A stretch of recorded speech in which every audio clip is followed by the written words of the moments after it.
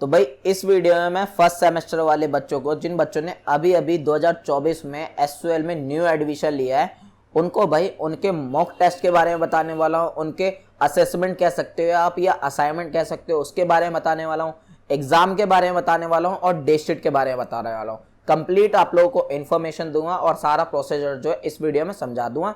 इस वीडियो को देखने के बाद आप लोगों को कोई और वीडियो देखने की जरूरत नहीं पड़ेगी। उससे पहले भाई आप लोग जो है हमारा टेलीग्राम ग्रुप और व्हाट्सएप चैनल ज्वाइन जरूर कर लीजिएगा लेटेस्ट अपडेट के लिए। दोनों का लिंक नीचे डिस्क्रिप्शन में मिल जाएगा।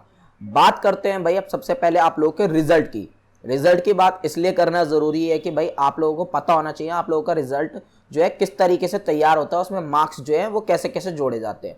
तो एक होता है भाई आप लोगों का असेसमेंट या आप उसे असाइनमेंट बोल सकते हो और एक होते हैं एग्जाम। क्लियर भाई, इन दोनों के मार्क्स जो है जुड़ते हैं आप लोगों के रिजल्ट में और फिर जाके जो है आप लोगों का रिजल्ट तैयार होता है।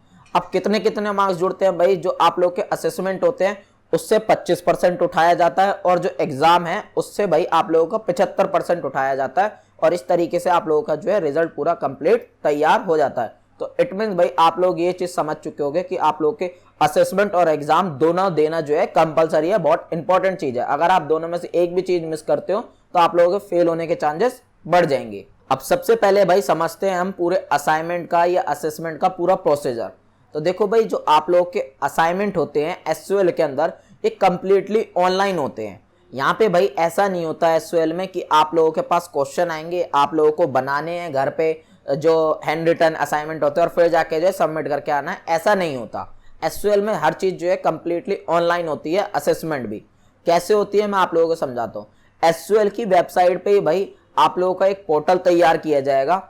उस पोर्टल का आईडी पासवर्ड जो है एसयूएल के द्वारा आपको दे दिया जाएगा। वो जब भी दिया जाएगा उस चीज की जब भी इंफॉर्मेशन आएगी मैं इन्फॉर्म कर दूंगा, घबराने वाली बात नहीं है, ठीक है भाई। उस आईडी पासवर्ड के जरिए जो है आप लोगों को उस पोर्टल को लॉगिन करना होता है। लॉगिन करने के बाद भाई आप लोगों के सामने आप लोगों की सारी डिटेल लिखी होगी और आप लोगों के सातों के 7 सब्जेक्ट जो है वहां पे आप लोगों को शो कर रहे होंगे। उनमें से भाई आप लोगों को जिस भी सब्जेक्ट का असेसमेंट देना है, वैसे तो सारे सब्जेक्ट का आप लोगों को देना पड़ेगा, लेकिन मान लो आज हमने इस सब्जेक्ट का देना है तो आप लोगों को जिस भी सब्जेक्ट का असेसमेंट देना होता है उस पर आप लोगों को क्लिक करना है। जैसे ही आप क्लिक करोगे तो वहां पे स्टार्ट बटन का ऑप्शन आएगा, आप लोगों को स्टार्ट कर देना है। आप स्टार्ट करोगे तो भाई आप लोगों के सामने जो है क्वेश्चंस आ जाएंगे। क्वेश्चंस जो हैं वो एमसीक्यू बेस्ड होंगे। हर क्वेश्चन के आप लोगों को 4 ऑप्शन जो है वहां पे मिलेंगे। जो भी सही क्वेश्चन का आंसर होगा उसी पे आप लोगों को टिक कर देना है। जैसे ही आप टिक करोगे इसी तरीके से जो है आप लोगों को सारे क्वेश्चन के आंसर देने पड़ेंगे। जो सा सही है उस पर आप टिक करते चलिए और फिर जाके जो है आप लोगों को सबमिट कर देना होता है। बस इतना सा प्रोसीजर है। इनकेस मार लेते हैं भाई आप नहीं सबमिट करते हो या कुछ छूट जाता है या भूल जाते हो तो वो ऑटोमेटिक भी सबमिट हो जाता है, तो इसमें कोई घबराने वाली बात नहीं है। इस तरीके से ही आप लोगों को सारे सब्जेक्ट के जो है असेसमेंट देने होते हैं। बाकी भाई लाइव प्रैक्टिकल में आप लोगों को जब असेसमेंट स्टार्ट होंगे तब करके दिखाऊंगा, तो घबराने वाली कोई बात नहीं है। अब आप लोगों के माइंड में ये डाउट आ रहा हो कि असेसमेंट के लिए भाई हमें टाइम वगैरह जो है वो कितना मिलता है। तो देखो भाई जो टोटल दिन मिलते हैं आप लोगों का 7 सब्जेक्ट के असाइनमेंट करने के लिए वो 20 से 25 दिन मिलते हैं। 20 से 25 दिन आप लोगों के पास होंगे कंप्लीटली। उन 20 से 25 दिनों में जो है आप लोग असेसमेंट कभी भी दे सकते हो। यानी कि आप ऐसा भी कर सकते हो कि एक दिन में सारे सब्जेक्ट के असेसमेंट दे दिया आपने, या आप ऐसा भी कर सकते हो एक दिन का आज दे दिया, दूसरे सब्जेक्ट का आप लोगों ने 2-3 दिन बाद दे दिया, तीसरे सब्जेक्ट का 2-3 दिन बाद। आप ऐसा भी कर सकते हो, आप लोगों की इच्छा है। लेकिन बस एक चीज ध्यान रखना, अगर आपने किसी भी सब्जेक्ट का स्टार्ट कर दिया असेसमेंट तो भाई आप लोगों के पास लिमिटेड टाइम होता है। वहां पे टाइमर स्टार्ट हो जाएगा, आप लोगों को 30 से 35 मिनट मिलेंगे। आप लोगों को वो टाइमर चलेगा और उसी के अंदर जो है आप लोगों को 30 से 35 क्वेश्चन जो है करने होते हैं। वो टाइमर खत्म हो गया और आप जितने भी क्वेश्चन अटेम्प्ट करें तो वो ऑटोमेटिक जो है सब सबमिट हो जाएगा। तो ये इस चीज को आप लोगों को केयरफुली ध्यान रखना है। हर असाइनमेंट को करने के लिए भाई आप लोगों को 2 अटेम्प्ट मिलते हैं। 2 अटेम्प्ट कैसे, मान लो कि आज हमने एक सब्जेक्ट का असेसमेंट दे दिया, हमें पसंद नहीं आया तो भाई हम दूसरा अटेम्प्ट भी दे सकते हैं उसका। अब भाई स्कोर आप लोगों का दोनों में से जिसका भी अच्छा होगा यूनिवर्सिटी वो वाला असेसमेंट के जो है मार्क्स चढ़ा देगी। क्लियर भाई। अब ये जो असेसमेंट होते हैं ये कंप्लीटली ऑनलाइन होते हैं, ये चीज मैं आप लोगों को समझा ही चुका हूँ। इस चीज को आप भाई अपने मोबाइल से भी दे सकते हो, अपने लैपटॉप से भी दे सकते हो और अपने पीसी से भी दे सकते हो। बस आप लोगों के पास इंटरनेट होना जरूरी है। अब फाइनल लास्ट क्वेश्चन भाई आप लोगों के माइंड में ये उठेगा कि हमारे जो इंटरनल असेसमेंट है ये स्टार्ट कब होंगे। तो भाई ये आप लोगों के दिसंबर में होंगे स्टार्ट।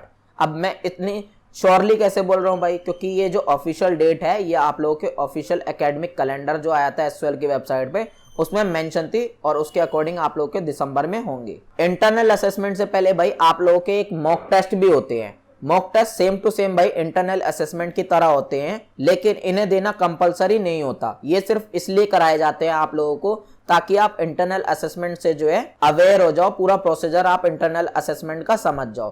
तो आप अगर इंटरनल असेसमेंट से पहले मॉक टेस्ट देना चाहते हो तो दे दीजिएगा, अदरवाइज कोई दिक्कत नहीं है। प्रोसीजर जो बताया बिल्कुल सेम होता है मॉक टेस्ट का भी, वो आप लोगों के इंटरनल असेसमेंट से जब भी पहले स्टार्ट होंगे तब भी आप लोगों को इन्फॉर्म कर दूंगा।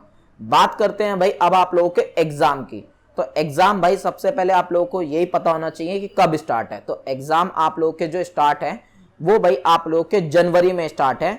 ऑफिशियल डेट ये भी भाई एकेडमिक कैलेंडर में ही मेंशन थी। और ये जो एग्जाम है ये कंप्लीटली भाई ऑफलाइन होते हैं, यानी कि आप लोगों को सेंटर पे जाके जो है एग्जाम देना पड़ता है। सेंटर जो है भाई वो सिर्फ आप लोगों के दिल्ली में आएंगे। आप दिल्ली के बाहर के स्टूडेंट हो तब भी आप लोगों को एग्जाम देने जो है दिल्ली आना पड़ेगा। एग्जाम सेंटर में भाई एंट्री लेने के लिए आप लोगों को एक एडमिट कार्ड की जरूरत पड़ती है और आप लोगों के आई कार्ड की जरूरत पड़ती है। आई कार्ड भाई बहुत से बच्चों के पास मिल गया होगा और जिनको नहीं मिला होगा मिल जाएगा, घबराने वाली बात नहीं है।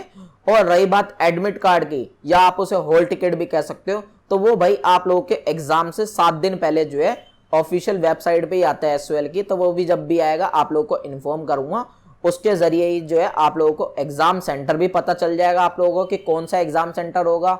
आप लोगों को पूरी डिटेल भी मिल जाएगी और कौन सा एग्जाम कब होगा, कहाँ होगा, क्यों होगा, सारी डिटेल जो है उसमें मेंशन होगी हॉल टिकट में, या आप उसे एडमिट कार्ड भी बोल सकते हो। एग्जाम से 7 दिन पहले आ जाएगा, मैं इन्फॉर्म कर दूंगा। अब आप लोगों के माइंड में भाई फाइनल डाउट डेट शीट के रिगार्डिंग आ रहा होगा, क्योंकि डेट शीट कब तक आएगी।